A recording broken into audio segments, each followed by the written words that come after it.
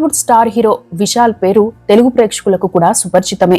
ఈయన తెలుగులో ఎన్నో సినిమాలు చేశారు. తమిళంలో ఆయన చేసిన సినిమాలు తెలుగులో కూడా డబ్బయ్యాయి. పందెంకోడి, అభిమన్యు, డిటెక్టివ్ ఇలా పలు సినిమాలు తెలుగు ప్రేక్షకులను ఆకట్టుకున్నాయి. ఇండస్ట్రీలో తనకంటూ ప్రత్యేకమైన ఫాలోయింగ్ తెచ్చుకున్న విశాల్ తన మాస్ యాక్షన్ తో ప్రేక్షకులకు మాస్ ట్రీట్ ఇస్తుంటారు. అయితే తాజాగా Madagajaraja cinema pre release event లో కనిపించిన విశాల్ గుర్తుపట్టలేని విధంగా మారారు. మైక్ ని కూడా పట్టుకోలేకపోయారు. వణుకుతూ కనిపించారు. నిలబడలేకపోయారు. కుర్చీలో బలవంతంగా కూర్చోబెట్టాల్సి వచ్చింది. విపరీతమైన చలిజ్వరం కారణంగానే విశాల్ ఇలా అయ్యారని నిర్వాహకులు చెబుతున్నా చలిజ్వరం కారణంగా నీరసంగా ఉండవచ్చు. కానీ ఫేస్ కూడా మారిపోవడం, కంటితో కూడా సరిగ్గా చూడలేకపోవడం ఏంటనే ప్రశ్నలు వస్తున్నాయి. దీంతో హీరో విశాల్ కు ఏమైంది? గతంలో జరిగిన ప్రమాదాలు ఆయన్ను దెబ్బతీశాయా? ఆయన పెళ్లి చేసుకోకపోవడానికి కారణం ఏంటి? ఎందుకు అంత మొండి వ్యక్తిగా పేరు తెచ్చుకున్నారు అనే చర్చ కూడా ఇప్పుడు నడుస్తోంది. ఆ అంశాలను ఈ వీడియోలో చూద్దాం. విశాల్ పూర్తి పేరు జి. విశాల్ కృష్ణారెడ్డి. 1977 ఆగస్టు 29న చెన్నైలో జన్మించారు. తల్లిదండ్రులు జానకీదేవి, జీకే రెడ్డి. జీకే రెడ్డి గారు నెల్లూరు జిల్లాకు చెందినవారు కాగా చెన్నైలో స్థిరపడ్డారు. ఇక చాలా మందికి జీకే రెడ్డి గారంటే ఒక నిర్మాతగానే తెలుసు. కానీ గతంలో ఆయన రక్షణ రంగంలోనూ చేశారు. వెటరన్ అథ్లెట్ కూడా, గార్మెంట్ ఎక్స్పోర్ట్ టైకూన్ కూడా. అంతేకాకుండా కోబ్లేస్ లోన్ ఎక్స్పోర్ట్ లోను ప్రపంచంలోనే అతిపెద్ద వ్యాపారిగా పేరు తెచ్చుకున్నారు. జీకే ఫిట్ ఇండియా వ్యవస్థాపకుడు కూడా. ఇక విశాల్ కు అన్నయ్య విక్రమ్ కృష్ణ, సిస్టర్ ఐశ్వర్య కృష్ణ ఉన్నారు. నటి కల్కి ఫేమ్ శ్రియా రెడ్డి విశాల్ కి మేనకోడలవుతారు. ఆమె తండ్రి క్రికెటర్ భరత్ రెడ్డితో వీరి కుటుంబానికి బంధుత్వం ఉంది. ఇక విశాల్, విక్రమ్లు కొన్నాళ్లు హైదరాబాద్ లోని దిల్సుఖ్ నగర్ పబ్లిక్ స్కూల్లో చదివారు. ఆ తరువాత చెన్నైలోని డాన్ బాస్కో స్కూల్లో, లయోలా కాలేజీలో చదివారు. విజువల్ కమ్యూనికేషన్స్ లో గ్రాడ్యుయేషన్ పూర్తి చేశారు విశాల్. స్కూల్లో చదువుతున్న టైం నుండి విశాల్ రెబల్ గా ఉండేవారు. కాలేజ్ టైంలో పలు గొడవలు జరిగేవి. దీంతో తండ్రి కోప్పడేవారు. విశాల్ కు కాపలాగా విక్రమ్ ని పెట్టేవారు. అయితే విక్రమ్ ని ఎలాగోలా మేనేజ్ చేసి ఫ్రెండ్స్ తో తిరిగేందుకు వెళ్లేవాడు. దీంతో చాలా సార్లు విశాల్ కారణంగా విక్రమ్ కూడా తన తండ్రి చేతిలో తన్నులు తినాల్సి వచ్చింది. విశాల్ కాలేజ్ లో చదువుతున్న టైంలోనే జీకే రెడ్డి గారు పలు సినిమాలను నిర్మించారు. ఆ టైంలో ఇంట్లో సినిమాల గురించి చర్చలు జరిగేవి. దీంతో తనకు కూడా సినిమాలో నటించాలనే ఇంట్రెస్ట్ కలిగింది. ఇంట్లోనే ప్రాక్టీస్ చేసుకునేవారు. డిఫరెంట్ గెటప్స్ తో యాక్టింగ్ చేసి, వీడియో రికార్డింగ్ చేసి మళ్లీ చూసుకునేవారు. దీంతో ఆయన యాక్టింగ్ స్కూల్లో చేరాల్సిన అవసరం రాలేదు. అయితే డైరెక్ట్ గా నటుడిగా చేసే కంటే ముందుగా సినిమాలపై అవగాహన పెంచుకోవాలని తండ్రి చెప్పడంతో విశాల్ కొన్ని రోజుల పాటు అసిస్టెంట్ డైరెక్టర్ గా చేయాలని నిర్ణయించుకున్నారు. అప్పటికే తన అన్నయ్య విక్రమ్ కృష్ణారెడ్డి అజయ్ అనే స్క్రీన్ నేమ్ తో పలు సినిమాల్లో చేశారు. ఆ టైంలోనే హీరో డైరెక్టర్ అర్జున్ సర్జా వద్ద విశాల్ కు అసిస్టెంట్ డైరెక్టర్ గా చేసే ఛాన్స్ వచ్చింది. అలా 2001లో అర్జున్, సాక్షి శివానంద్, వినీత్ తదితరులు నటించిన వేదం సినిమాకు అసిస్టెంట్ డైరెక్టర్ గా చేశారు విశాల్. ఆ తరువాత 2004లో గోపీకృష్ణ డైరెక్షన్ లో వచ్చిన చెల్లమే సినిమాలో నటించారు. తరువాత 2005లో వచ్చిన సందకొజ్జి సినిమాలో నటించారు. ఈ సినిమాను జీకే రెడ్డి గారే ప్రొడ్యూస్ చేశారు. తరువాత డిష్యూమ్, తిమిరుల్లో నటించారు. ఆయన నటించిన తొలి 3 సినిమాలు హిట్ అయ్యాయి. అంటే ఇండస్ట్రీలోకి వచ్చి రావడంతోనే హ్యాట్రిక్ విజయాలు అందుకున్నారు. ప్రతి సినిమాకి తన యాక్టింగ్ ని మెరుగుపరుచుకుంటూ స్టార్ హీరోగా ఎదిగారు. తమిళంలో లో బడ్జెట్ సినిమాలకు ప్రాధాన్యమిచ్చే హీరోగా పేరు తెచ్చుకున్నారు. పాండ్య నాయుడు, సింగప్పు మణితన్ లాంటి సినిమాలు హిట్ అయ్యాయి. కొన్ని సినిమాలు తెలుగులోనూ డబ్బయ్యాయి. పందెంకోడి సినిమా తెలుగులో కూడా విజయం అందుకుంది. తామిరభరణి, మలాయ్ కొట్టాయిలో నటించారు. ఆయన విలక్షణమైన నటనను చూపించిన సినిమా అవన్ ఇవన్. ఇది తెలుగులో వాడు వీడుగా డబ్బైంది. ఆ సినిమాలో కంటికి సమస్య ఉన్న పాత్రలో నటించారు. ఆ టైంలోనే తన ఆరోగ్యం కూడా దెబ్బతింది. ఓ ఫైట్ సీన్ లో కండరాలకు గాయమైంది. ఆ గాయాలతోనే నటించారు. మరో సినిమా షూటింగ్ చేస్తున్నప్పుడు ఓ ఫైట్ సీన్ లో గాజు సీసాలు వచ్చి విశాల్ కు తగిలాయి. కంటికి గాయమైంది కూడా. 3 ఏళ్ల క్రితం కూడా ఓ సినిమా షూటింగ్ లో తీవ్రంగా గాయపడ్డారు విశాల్. వారం రోజుల పాటు విశ్రాంతి తీసుకోవాల్సి వచ్చింది. సినిమాల విషయంలో పూర్తి డెడికేషన్ చూపించే హీరోగా విశాల్ కు పేరుంది. ఇక ప్రభుదేవా డైరెక్షన్ లో వచ్చిన వేదిలో సినిమా సూపర్ హిట్ అయింది. తెలుగులో పూజ, పల్నాడు, ఒక్కడొచ్చాడు, పులి చూద్దాం, చక్రం, లాఠీ, మాస్ కాంటోనీ, అభిమన్యుడు, డిటెక్టివ్ ఇలా పలు సినిమాల్లో నటించారు. మినిమం గ్యారంటీ ఉన్న హీరోగా పేరు తెచ్చుకున్నారు. అయితే 2011లో ఎంజీఆర్ ఇతివృత్తాన్ని టచ్ చేస్తూ మదగజరాజ సినిమాను ప్రారంభించారు. ఆ సినిమా షూటింగ్ 2012లో పూర్తయింది. 2013 సంక్రాంతికి రిలీజ్ చేద్దామని భావించిన రిలీజ్ కుదరలేదు. ఈ ఏడాది అంటే దాదాపు 12 ఏళ్ల తర్వాత ఈ సంక్రాంతికి ఆ సినిమా రానుంది. 2015లో నడిగర్ సంఘం అంటే దక్షిణ భారత నటీనటుల సంఘ ప్రధాన కార్యదర్శిగా ఎన్నికయ్యారు. అంతకుముందు ఈ కమిటీలో ఆర్థిక అవకతవకలు జరిగాయని ఆరోపించారు. 2019లోనూ విశాల్ ప్యానెల్ గెలిచింది. అయితే విశాల్ గెలుపును సవాలు చేస్తూ శరత్ కుమార్ న్యాయస్థానాన్ని ఆశ్రయిస్తే కోర్టు ఆ ఫలితాలను నిలిపివేస్తూ ఉత్తర్వులు జారీ చేసింది. 2022లో ఆ ఫలితాలను రిలీజ్ చేశారు. అయితే నడిగర్ సంఘ అధ్యక్షుడిగా ఉన్న విశాల్ ఏకంగా 12 కోట్లను దారి మళ్లించారని కొందరు నిర్మాతలు ఆరోపించారు. దీంతో తమిళ నిర్మాతలంతా కలిసి ఇతర యాక్టర్లకు అల్టిమేటం జారీ చేశారు. విశాల్ తో కలిసి సినిమాలో నటించాలంటే ఆ ప్రొడ్యూసర్ల సంఘం అనుమతి కావాలని హుకుం జారీ చేశారు. అయితే ఆ బెదిరింపులు చాలా మంది నటీనటులు పట్టించుకోలేదు కూడా. అప్పటికే కాలీవుడ్ లో జరిగే రాజకీయాలతో విసిగిపోయిన నటీనటులు, ముఖ్యంగా అప్కమింగ్ యాక్టర్స్ విశాల్ తోనే ఉండేందుకు ప్రాధాన్యమిచ్చారు. అలా సినిమాల్లో ఎన్నో సవాళ్లు ఎదుర్కొంటూ ప్రొడ్యూసర్ గా, యాక్టర్ గా రాణించారు విశాల్. మొత్తంగా 50కి పైగా సినిమాల్లో నటించారు. తన సొంత బ్యానర్ అయిన విశాల్ ఫిల్మ్ ఫ్యాక్టరీతో పాటు కుటుంబ బ్యానర్ పై 35కు పైగా సినిమాలను నిర్మించారు. ఇక విశాల్ కి సంబంధించి మరో ముఖ్యమైన అంశం ఆయన మ్యారేజ్. గతంలో విశాల్ హాజరైన ప్రతి వేదిక పైన ఈ అంశం చర్చకు వచ్చేది. దీంతో నడిగర్ సంఘానికి సొంత భవనం నిర్మించాక పెళ్లి చేసుకుంటానని ప్రకటించారు విశాల్. అయితే అంతకుముందు పలువురితో అఫైర్స్ ఉన్నాయనే వార్తలు కూడా వైరల్ అయ్యాయి. వరలక్ష్మి శరత్ కుమార్ తో చాలా కాలం పాటు అఫైర్ లో ఉన్నారని, అయితే శరత్ కుమార్ కి విశాల్ ని అల్లుడు చేసుకోవడం ఇష్టం లేక ఆయన ఒప్పుకోలేదని, దీంతో వారి మధ్య విభేదాలు తలెత్తాయని కూడా చెబుతారు. విశాల్ నడిగర్ సంఘంలో పట్టు పెంచుకోవాలనే పట్టుదలకు రావడానికి కూడా ఇదే కారణమని అంటారు. అంతకుముందు త్రిష, నయనతారతోనూ కొన్నాళ్లు అఫైర్ నడిపారనే ప్రచారం కూడా జరిగింది. ఇక సెల్యూట్ సినిమాలో ప్రియమణితో ప్రేమలో పడ్డారని, వారి పెళ్లి కూడా జరుగుతుందని ప్రచారం జరిగింది. ఆ తర్వాత నటి అభినయతోనూ విశాల్ పెళ్లి జరుగుతుందనే ప్రచారం జరిగింది. ఆ వార్తలను నటి అభినయ ఖండించారు కూడా. ఇక 2019లోనే తన స్నేహితురాలు నటి అనీషా రెడ్డితో నిశ్చితార్థం జరిగింది. అదే ఏడాది అక్టోబర్లో వీరి పెళ్లి జరుగుతుందని కూడా వార్తలు వచ్చాయి. అయితే కొన్నాళ్ళకే బ్రేకప్ అయింది. దీనిపై ఓ ఇంటర్వ్యూలో మాట్లాడుతూ, నేను సింగిల్ గానే ఉన్నా, ఎవరితోనూ రిలేషన్ లేదు, ఇప్పట్లో అఫైర్లు పెట్టుకునే అవకాశము లేదు, నా జీవితంలో ఎప్పుడు పెళ్లి జరగాలని రాసుంటే అప్పుడే జరుగుతుంది, విధిరాతను తప్పించలేం, నా జీవితంలో ఊహించని విషయాలు జరుగుతున్నాయి, నేను మాత్రం ప్రేమలోనే ఉన్నాను అని విశాల్ చెప్పారు.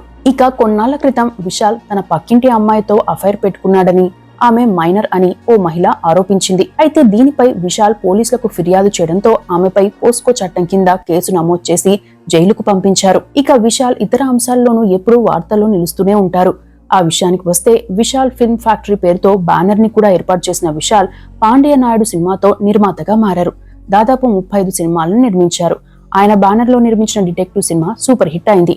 ఈ సినిమా సీక్వెల్ కి ప్లాన్ చేశారు. అయితే డైరెక్టర్ మిస్కిన్ తో వివాదం తలెత్తింది. అసలు సినిమా మొదలు కాకుండానే మిస్కిన్ 13 కోట్లు ఖర్చు చేయడంతో ఆయనతో సినిమా చేయడం తనకు ఇంట్రెస్ట్ లేని విశాల్ విమర్శించాడు. ఆ టైంలో మిస్కిన్ విశాల్ పై సంచలన ఆరోపణలు చేశాడు. తనను ఆర్థికంగా మోసం చేశాడని కూడా ఆరోపించారు. కొన్ని విషయాల్లో నిర్మోహమాటంగా మాట్లాడడం, మొండిగా ముందుకు వెళ్లడం కూడా విశాల్ క్రేజ్ ను మరింత పెంచింది. అంతేకాకుండా నిత్యం హిందూ మతాన్ని ద్వేషిస్తూ పాలిటిక్స్ చేసే స్టాలిన్ కుటుంబం తమిళ సినిమా రంగాన్ని తన గుప్పెట్లో పెట్టుకుని ఆడిస్తున్న టైంలో విశాల్ ఒక్కరే తన గలం విప్పారు. దిగ్గజ నటులుగా బిల్డప్ ఇచ్చేవారు సైతం సైలెంట్ అయిపోయారు. కానీ మొదటగా విశాల్ డేర్ చేసిన తర్వాత మిగతా వారు భయపడుతూ తమ అభిప్రాయాన్ని చెప్పేవారు. అయితే స్టాలిన్ ను గాని, వారి కుటుంబం చేసే కుయుక్తులను గాని ప్రశ్నించేవారు కాదు. అలాంటి టైంలో తన సినిమాకు సెన్సార్ సర్టిఫికేట్ కోసం తాను లంచం ఇవ్వాల్సి వచ్చిందని బహిరంగంగానే స్టేట్మెంట్ ఇచ్చారు విశాల్. ఇండియాలో ఎక్కడా లేని విధంగా తమిళనాడులోనే సినిమాలపై డబుల్ టాక్సేషన్ ఉందని, అంత ట్యాక్స్ ఎందుకని, వన్ నేషన్ వన్ ట్యాక్స్ అన్నప్పుడు తమిళనాడులో 2 ట్యాక్స్లు ఎందుకని ప్రశ్నించారు. అప్పట్లో ఆయన వ్యాఖ్యలు ప్రకంపనలు రేపాయి. ఒక రకంగా స్టాలిన్ తో పాటు ఆయన కుమారుడు ఉదయనిధి స్టాలిన్ ను తాకాయి. ఆ టైంలో చాలా మంది విశాల్ ని బెదిరించారు, ఇంటిపై దాడి కూడా చేశారు. ఓ రోజు విశాల్ తల్లికి ఒకడు ఫోన్ చేసి, నీ కొడుకుని నోరు మూసుకొని ఉండమను, లేకపోతే నోట్లో యాసిడ్ పోసి చంపేస్తామని బెదిరించారట. దీంతో విశాల్ తల్లి మాట్లాడుతూ, నా కొడుకు సాయంత్రం ఇంటికి వస్తాడు, మీకు కావాలంటే మా అడ్రస్ పంపిస్తాను, రండి అని చెప్పడంతో అవతలి వ్యక్తి షాక్ తిని ఫోన్ పెట్టేశాడట. సమాజంలో జరిగే కొన్ని ఘటనలపై ఖచ్చితంగా స్పందించాల్సి ఉంటుందని, అలాంటి టైంలో తాను సైలెంట్ గా ఉండలేనని, ఆ కోణంలో తనను కాంట్రవర్సీ పర్సన్ గా చూస్తే తానేమీ చేయలేనని చెప్పారు కూడా. తన తల్లిదండ్రులు తాను బాధ్యతగా పెంచారని, బెదిరింపులకు భయపడేలా పెంచలేదని, నలుగురికి మంచి చేయడమే తెలుసునని చెప్పారు. అదే సమయంలో విశాల్ తన సినిమాలకు నష్టం వస్తే డైరెక్టర్లకు ఇవ్వాల్సిన పేమెంట్ అంతా పర్ఫెక్ట్ గా ఇస్తారని కూడా పేరుంది. ఆర్థిక కారణాలతో ఏవైనా సినిమాలు రిలీజ్ కాకపోతే ఆయన హెల్ప్ చేస్తారని కూడా చెబుతారు. సామాజిక సేవా కార్యక్రమాల్లోనూ ముందుంటారు. చిన్న నటులు, జూనియర్ ఆర్టిస్టుల సమస్య పరిష్కారానికి ప్రాధాన్యమిస్తారని చెబుతారు. అదే టైంలో కోలీవుడ్ లో జరిగే రాజకీయాలను ఎప్పటికప్పుడు ప్రశ్నిస్తారు కూడా. అందుకే చాలా మంది ఆయనకు శత్రువులయ్యారు. ముఖ్యంగా కరుణానిధి ఫ్యామిలీ మొత్తంతో ఆయన ఒంటరి పోరాటం చేస్తున్నారని చెప్పవచ్చు. ప్రతిదానికి నెగిటివ్ వార్తలను చూపిస్తూ ఆయనపై నిత్యం విషం జిమ్మే ఛానల్స్ కూడా తమిళనాడులో ఉన్నాయి. అయినా వాటిని పట్టించుకోకుండా ముందుకు వెళ్లే వ్యక్తిగా పేరుంది. ఇక గతంలో సినీ ఇండస్ట్రీలో లైంగిక వేధింపులపైన స్పందించి సంచలన వ్యాఖ్యలు చేశారు. సినిమాల్లోనే కాకుండా లైంగిక వేధింపులు ఎక్కడ జరిగినా ఆ వేధింపులకు పాల్పడే వారిని శిక్షించాలని, ఒకవేళ అలాంటి వారు ఇండస్ట్రీలో ఉంటే వారిని ఇండస్ట్రీ నుండి బహిష్కరించాలని చెప్పారు కూడా. తప్పు చేసిన వారికి సత్వర శిక్ష పడేలా చేయడంతో పాటు బాధితులకు సత్వర న్యాయం జరిగేలా చూస్తేనే అలాంటి వేధింపులు తగ్గుతాయని వ్యాఖ్యానించారు. అప్పట్లో ఈ వ్యాఖ్యలు ప్రకంపనలు రేపాయి. ఇక విశాల్ రాజకీయ అంశాల విషయానికి వస్తే తాను రాజకీయాల్లోకి వస్తానని, సినిమాల కంటే రాజకీయాలే బెటర్ అని వ్యాఖ్యానించారు. 2026లో తాను ఎన్నికల్లో పోటీ చేస్తానని అన్నారు. గతంలో ఏపీలో కుప్పం నుండి చంద్రబాబుపై విశాల్ పోటీ చేయనున్నారనే వార్తలు కూడా వైరల్ అయ్యాయి. ఆ తర్వాత చంద్రబాబు గారిపై తాను ఎందుకు పోటీ చేస్తానని చెబుతూనే చంద్రబాబు గారు మంచి అడ్మినిస్ట్రేటర్ అని, ఆయన విజన్ తనకు చాలా నచ్చుతుందని వ్యాఖ్యానించారు. గత లోక్సభ ఎన్నికల్లో పోలింగ్ కేంద్రానికి సైకిల్ పై వెళ్లి ఓటు వేశారు విశాల్. అప్పట్లో ఆ వీడియో వైరల్ అయింది. అదే టైంలో హీరో విజయ్ ని ఇమిటేట్ చేశారా అనే ప్రశ్న కూడా వచ్చింది.